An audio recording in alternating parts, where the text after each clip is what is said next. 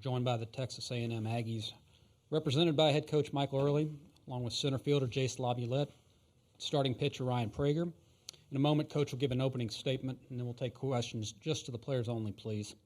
There's wireless microphones in the room, so please wait to be called upon before asking your question. Coach, if we can get an opening statement from you. Yeah, we can get right into it. Let's get right into it. Any questions for Jace and Ryan? Please let me know. Front row on the left, if you could address the players. Ryan, obviously in the last 18 hours, you went from not starting to, obviously getting the ball here. Can you talk about your mentality and just the approach you took to get ready for today? Yeah, I mean, I think the plan was always to throw today. So whether that be 8 p.m. or whenever you start a game in Hoover or 9:30, the only adjustment was getting up a little bit earlier in the morning. So got up this morning a little bit earlier than normal for a start, but once we got moving around, it was just treating it like another game of baseball. So.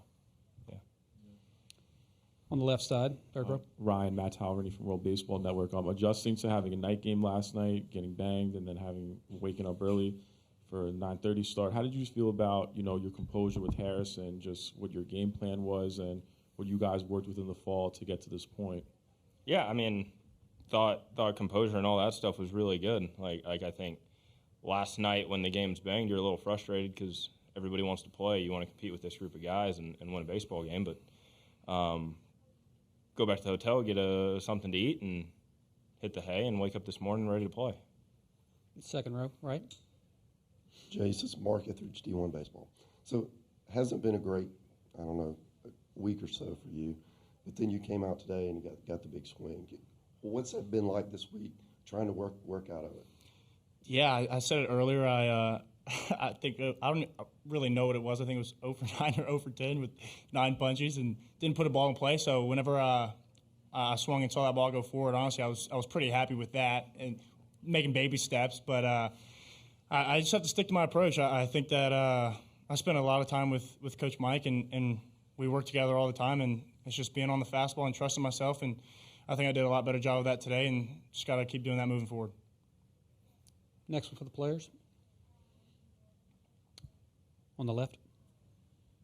Jace, Matt Halverny from World Baseball Network. You're projected number 7th overall come Atlanta in the next few weeks. How do you just feel about what your composure is with your offense mechanics that you can play at the next level soon? Yeah, I think that no matter what happens, I think that as long as I stick to the approach that I just said of always being on the fastball and just trying to get my swing off no matter what, I think that I can play at any level, anytime. Any more for the players? If not, Jace, Ryan, congratulations. Thank you. Dig 'em. All right, if there are questions for Coach, please raise your hand. Let's start on the front and the left. Tony Catalina, Austin American Statesman. Coach, obviously I asked Ryan, I'm asking you a similar question. The mindset to go with Ryan here, and what does it do for your staff moving forward? Yeah, I mean, like he said, it was always a plan for him to pitch today, and then when you can still have Weston Moss in the bullpen, it was a real easy decision. Also, I mean, 9:30 in the morning is a tough time to play, and I have a ton of comfort when Ryan Prager, he's probably up at 5 a.m. and, no sweat. So college kids, sometimes you think about that a little bit. Having Ryan on the mound and making our bullpen better is always a good thing. Second row on the right. Mike, same question I asked Jace. He's been going through whatever you call a slump. Yep. And then he said you guys work together. Can you share some of that? Yeah, there's always some mechanical adjustments you got to make in certain situations, but for him, he was hitting backwards where it was taking the strikes and swinging at the balls, and he was just in a funk, period. And sometimes that can roll downhill and snowball quick, and that's what it did to him. But it's just constantly staying on him, trying to pump him up a little bit, giving him an approach, chicken approach, trying to drive fastballs in the left center gap. And when you stay on something like that, you get an off-speed pitch like he did, you can stay on it. I thought it was a great at-bat for him, just the circumstances where he's been. And just in baseball, whenever you see a foul home run, you just feel like a strikeout. It's just kind of a baseball thing. So for him, the whole situation was good, and just putting bat on the ball. And I thought he had really productive at-bats, not just the home run. Third row on the right.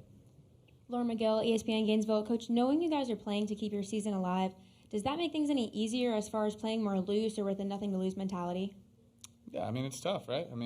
I got a lot of care in that locker room, and a lot of guys that love playing for Texas A&M and love this team. So baseball's tough, and tournament setting, you got to kind of find vibe or a feeling where you get going, and I like what they did today. Now it's easy like that when you got a pretty decent lead to stay like that. So it's just going to keep our mindset playing one pitch at a time and playing pitch to pitch. And we all know there's a lot of stakes on the line for us, but we've had our back against the wall all year, and a lot of that's been whether it be injuries or a lot of self-inflicted. So we're used to this, and we're going to continue pushing. More for Coach in the front row on the left. Coach, we had talked about this year, like at times they'd be pressing in the lineup. Obviously, the production was there. What did you see from your guys that may have been different than what you had seen lately? We controlled the strike zone and swung at the pitch we're supposed to swing at. And that's not always going to be in your favor because hitting is hard. But for the most part, I thought we did a really good job of swinging at strikes, taking balls, and passing it to the next guy. And we had some situational stuff that we executed well. We executed a bunt the way we were supposed to and got guys in when we needed to. And that's what you got to do, especially playing at a park like this where it's not really conducive to home runs except for right field. You just got to stay on baseballs and get on base. And they did a really good job of that. Mark on the second row. With how Lampkin pitched his last outing, is he ready to come back? And if so, what does that mean for you guys going forward? Yeah, I think we're gonna take a look at it, but I mean he's on 6 days, so I think there's a pretty solid shot you'll see him tomorrow. But we're just gonna meet with him and make that decision later on today. Back to the front row on the left. We talked about what the changes to the pitching staff was with the postponement. We saw Caden Sorrell game time decision. What's it look like for him moving forward? He'll be a game time decision every single game. On the right side, third row. Coach, how would you say that your mentality has shifted going to this tournament this season as head coach compared to last season? Not much. I mean, I never wanted to win any less than I do right now. So I mean, or more. Whatever. I've always want to win. I hate losing, period, and I want to win every single game no matter what the stakes are. I've been in this tournament where we've been in the tournament. I've been in it one year where we needed to win a couple games, and I felt the same way every single one. So we just want to go out, play good baseball, and win every single baseball game we can. All right, any more for Coach? If not, Coach, thanks for your time. We'll see Thanks, you guys. tomorrow.